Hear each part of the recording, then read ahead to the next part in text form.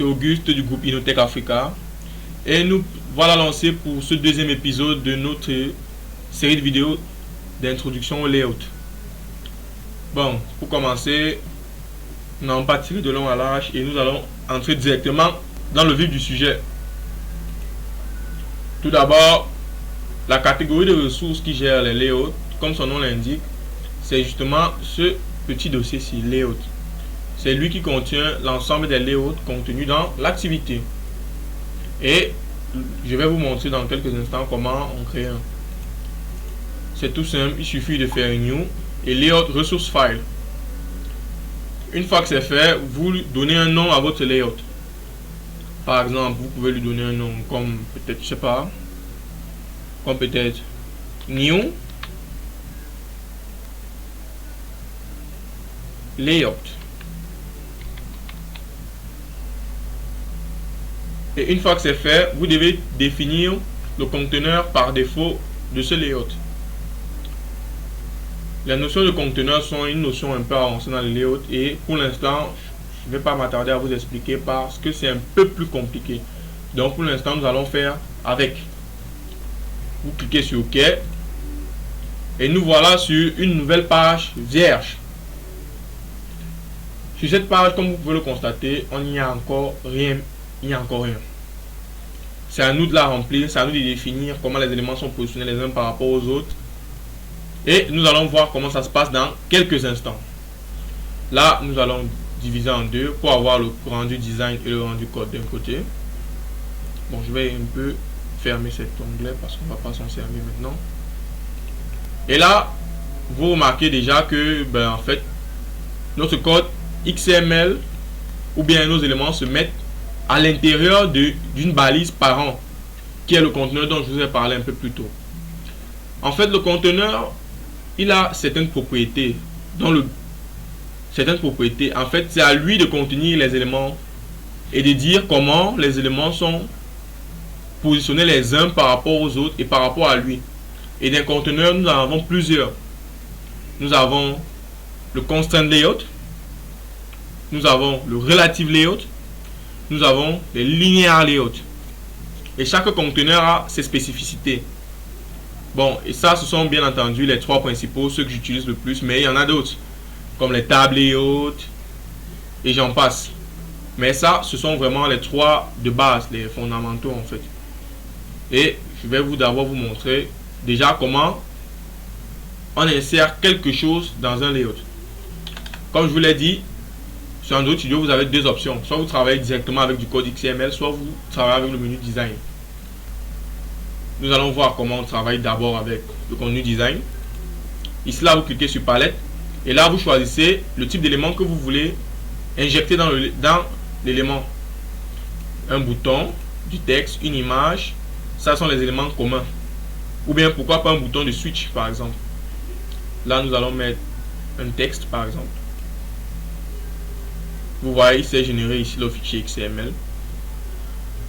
Et nous allons essayer de le positionner dans le conteneur. Vous remarquez, l'élément a des petites broches là. Elles sont au nombre de 4. Et ce sont ces éléments qui nous permettent de limiter l'élément dans l'espace de son élément parent.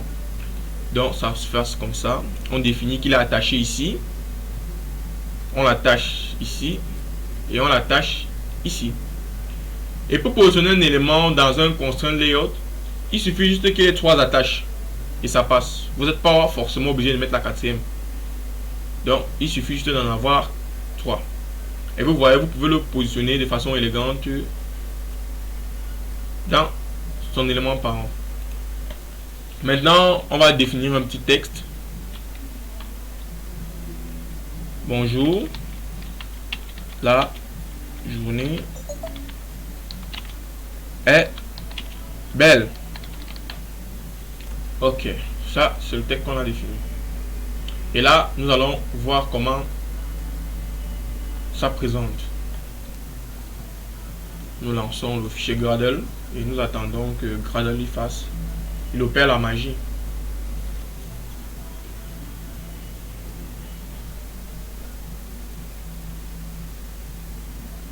Ok. Et là, petit pépin, qu'est-ce que nous constatons? En fait, nous avons toujours le layout de départ de la précédente vidéo. Et vous allez me demander pourquoi. En fait, c'est assez simple. Dans une activité sur Android Studio, pour définir un layout comme étant un layout principal, pour changer le layout d'une activité, il suffit de la changer ici, là, dans cette activité, dans le Scene Content View. C'est ce que nous allons d'ailleurs faire ici. Je nettoie d'abord ceci.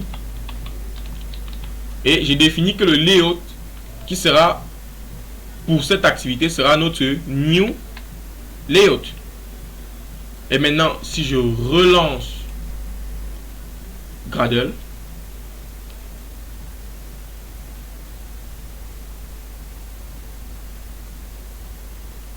là vous voyez, nous avons notre layout qui a parfaitement été intégré à notre activité. Et nous avons notre texte juste ici. Et c'est super cool. Là maintenant, après avoir fait cette petite manipulation, nous allons essayer maintenant de voir comment ça se passe pour injecter un élément directement depuis le code XML. Pour injecter un élément depuis le code XML, c'est tout aussi simple. Il vous suffit d'ouvrir une balise et là, la magie de l'idée opère. Là, on vous fait directement des suggestions et vous avez soit à choisir, soit à taper et les suggestions vont se faire avec. Donc là, nous allons faire bout. Et là, vous voyez, on nous propose déjà les différents choix. Là, nous allons choisir bouton. Là, la première caractéristique que nous définissons, c'est la taille de l'élément. Ici, là, vous avez des options par défaut qui correspondent à certaines propriétés génériques pour l'élément. Nous avons wrap content et nous avons match parent. Déjà, wrap content, qu'est-ce que c'est? Match parent, qu'est-ce que c'est? Wrap content signifie que en fait l'élément va juste prendre la place qui lui est nécessaire. Tandis que match parent, lui, il va dire à l'élément que prend toute la place possible dans l'élément parent.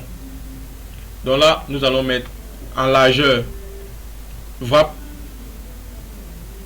content et en hauteur match parent. Et là, nous fermons avec cette balise ici. Et vous voyez, notre bouton, comme il a une couleur orange, la couleur par défaut, vous voyez, il prend juste ce qu'il faut en largeur, mais en hauteur, il prend toute la place. Bon, c'est vrai que c'est pas un bouton comme ça, s'il n'a pas de texte, on va lui en ajouter un. L'attribut texte.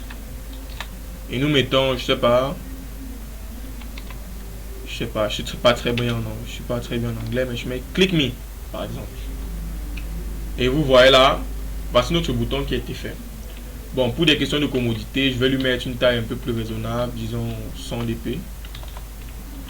Et sur Android, vous devez savoir que en fait, sur Android, nous avons ce qu'on appelle des je sais pas comment bien dire le nom, mais des unités de mesure en fait, pour définir les tailles des éléments dans un fichier XML. Nous avons le DP, nous avons le SP, et nous avons plein d'unités dans ce genre.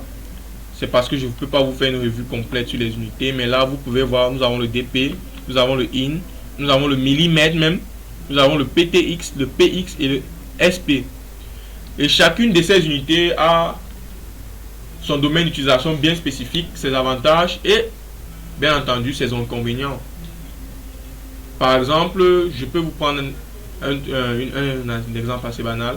Le DP, comme j'aime souvent dire, lui, il fait le ratio entre la taille d'un pixel de l'écran et l'écran lui-même.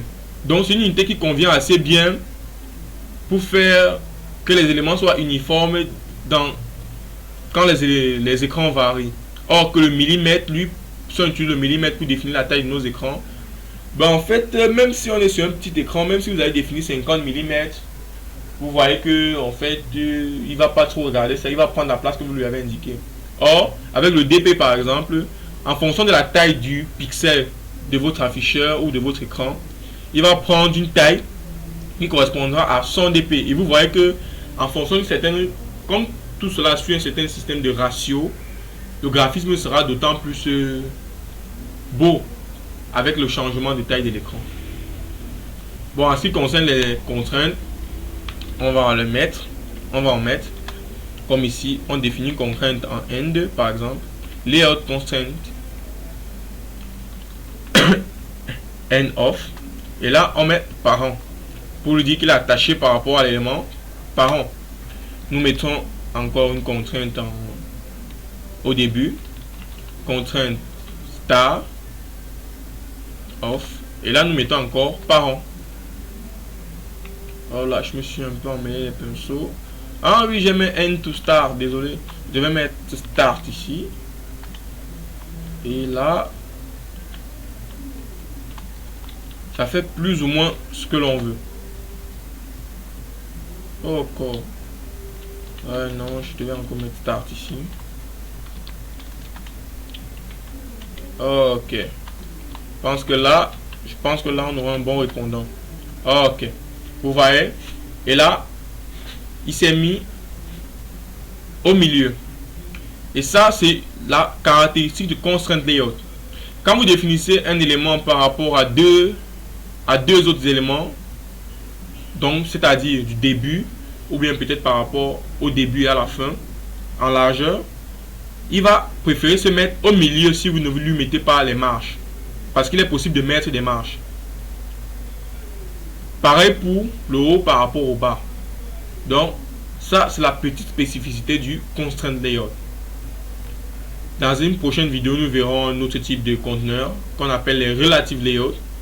Et nous insérons des éléments un peu plus différents. Donc, vraiment, il faut soutenir le projet. N'hésitez pas à liker, à commenter, à partager. Et je sais pas, je vous dis au revoir. Ciao, c'était Auguste.